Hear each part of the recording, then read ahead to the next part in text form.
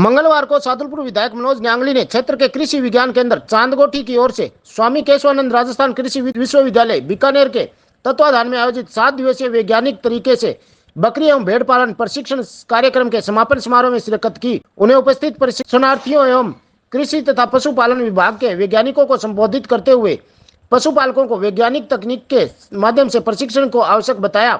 उन्होंने प्रशिक्षण की तकनीकियों एवं इसके प्रसार व संवर्धन के संबंध में सरकार द्वारा किए जा रहे प्रयासों को सार्थक रूप से इच्छुक आमजन तक पहुंचाने का आह्वान किया। साथ ही युवा पशुपालकों को इस योजना से जोड़कर उन्हें लाभान्वित कर रहे ने स्थानीय नस्ल की भेड़ बकरियों के पालन हेतु बेहतर तकनीक के बारे में निरंतर जानकारी उपलब्ध करवाने पर भी जोर दिया। प्रशिक्षण प्राप्त करने वाले युवाओं को प्रमाण पत्र वितरित करते हुए यह 7 दिवसीय प्रशिक्षण कार्यक्रम 28 अगस्त से शुरू हुआ था।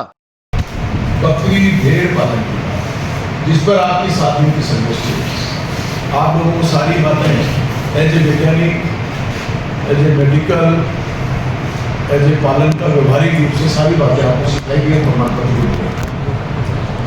लेकिन मैं मानता हूँ आप लोग इस प्रशिक्षण से पहले भी हमारे पूर्वज भेड़ पालन और बकरी पालन के लिए अपने आप में माहिर है।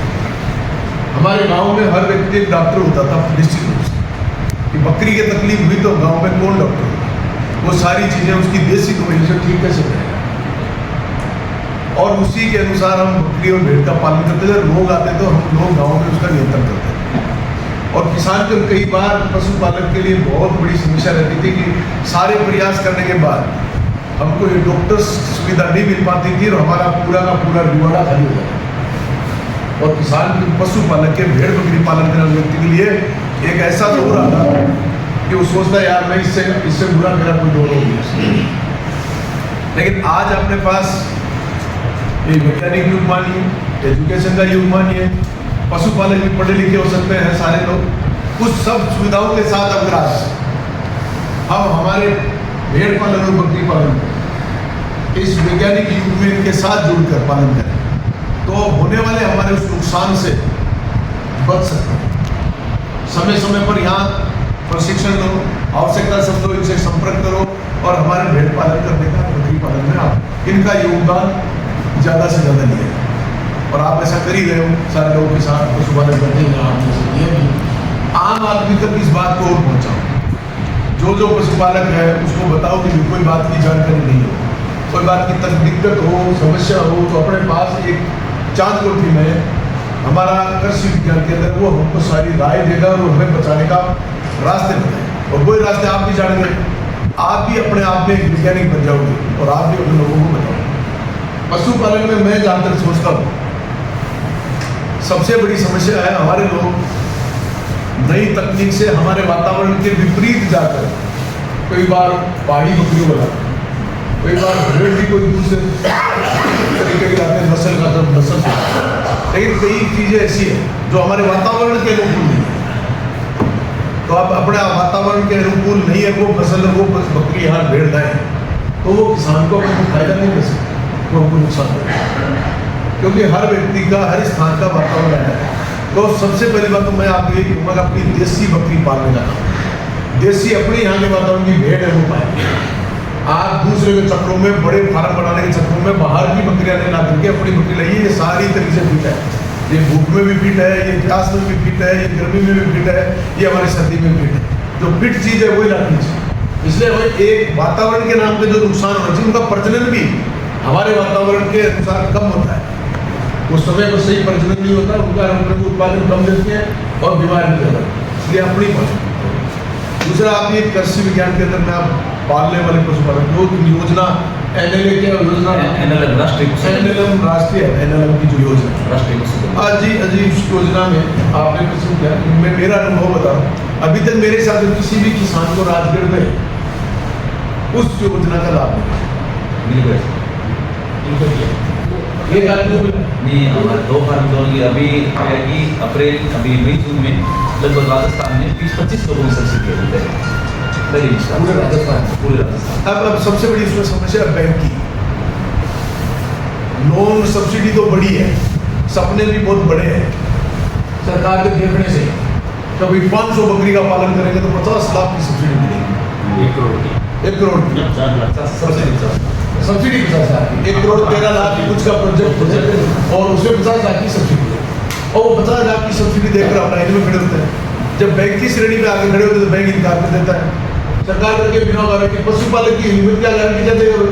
50 लाख की गारंटी बकरी पालने वाला, भेड़ पालने वाला व्यक्ति ना तो उसकी रिटर्न होगी, ना उसके पास प्रॉपर्टी होगी, ना उसके पास धन होगा, तो फिर वो 50 लाख की गारंटी देता नहीं। बैंक इस बात पर देखता कि ये गारंटी के बिना हम लोग रुक चुका है, इसलिए बैंक सहमति नहीं देते, हम नहीं देते, इसलिए आप उस योजना कम से कम लाभ उठा पाए। इसलिए मैं तो आपसे भी ये कहूँगा, आप इसी से जुड़े हो, मैं भी सरकार को लिखूंगा कि आप चाहे छोटे छोटे किसानों को कम सब्सिडी दें, लेकिन गारंटेड दें। आप 100 बकरी बड़ी दें, चाहे किसान को 10 लाख ही मिले सब्सिडी, 100 का प्रोजेक्ट है पर देता कोई नहीं है ना, देने में पीड़ा। अब मैं पूरे राजस्थान में अगर मान 20 लोगों को लाभ मिला, पशुपालकों की लाखों की संख्या है, तो इस योजना में सरलीकरण करे सरकार, जो लोगों को उसका अच्छा लाभ। दूसरा, आप लोग अभी अपने पास खेती को जो जमाना है, इस खेती में आपको जगह पशुपालन को जगह मिलनी मुश्किल हो गई। कुछ लोगों ने वन विभाग ने कवर कर ली कि यहाँ नहीं चलाने देंगे, किसान की जमीन खाली नहीं थी, वहाँ नहीं चला सकते। आपके पास कुछ ही जोड़ी बच्ची है, तांगा बच्चे, जहाँ आपको दुर्गा पालन कर वो चला सकते। तो ये थोड़ी सी आपको हमारे क्षेत्र में भी पीड़ा, पहले पीड़ा नहीं थी, लेकिन आप सब लोग अवेयर हो गए, जो भी काम करें लगन और सच्चे मन से, एक सब्सिडी के भाव से मत करें।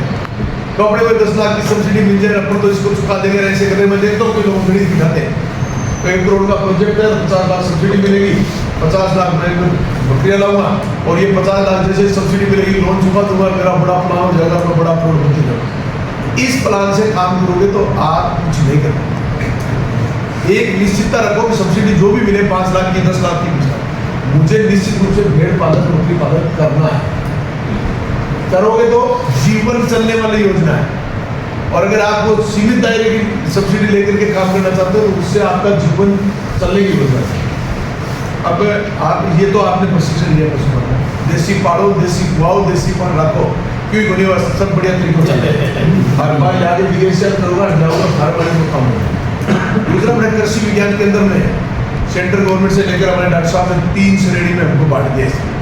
एक अनुसंधान के अंदर, एक इनका किसान तक अनुसंधान के बाद जो चीज आई है वो किसान तक कैसे पहुंचे, और तीसरा हमारा शिक्षा के माध्यम से हमारे स्टूडेंट और वैज्ञानिक कैसे बन जाए, कृषि के बारे में जानकारी।